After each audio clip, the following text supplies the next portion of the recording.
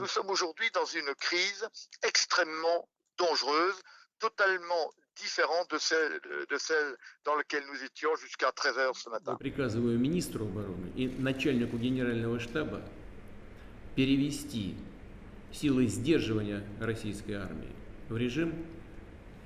в особый режим несения боевого дежурства. La guerre vient changer de nature.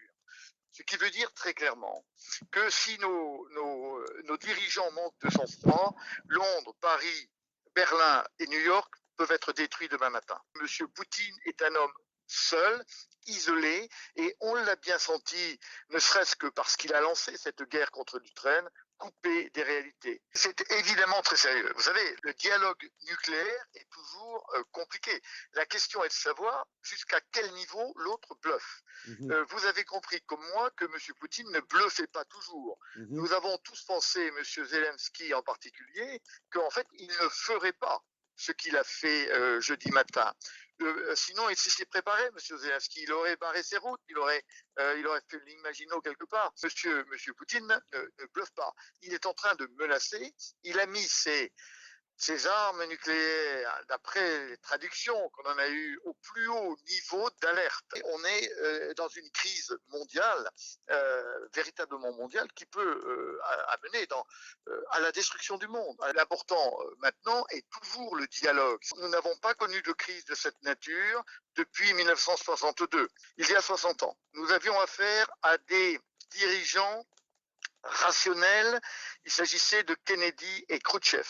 La crise a duré 13 jours et on en est sorti, après avoir cru à la fin du monde plusieurs fois, on en est sorti par le haut.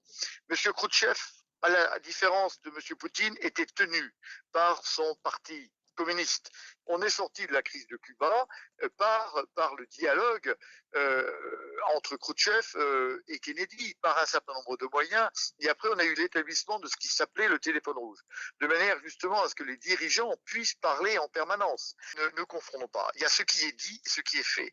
Et ce qui est fait, c'est que évidemment, les canaux diplomatiques secrets, entre guillemets, ont été ouverts. Il faut bien sortir de la crise, et donc il faut maintenir les canaux diplomatiques. C'est pour ça qu'on a toujours un ambassadeur russe à Washington aujourd'hui, et un ambassadeur américain et français d'ailleurs à Moscou. Ils sont pas partis. Il va bien falloir trouver un compromis. Et là, on voit bien qu'il faudra que le parti occidental fasse un certain nombre de compromis et que chacun trouve une solution pour sortir de cette crise qui est désormais une crise extraordinairement dangereuse.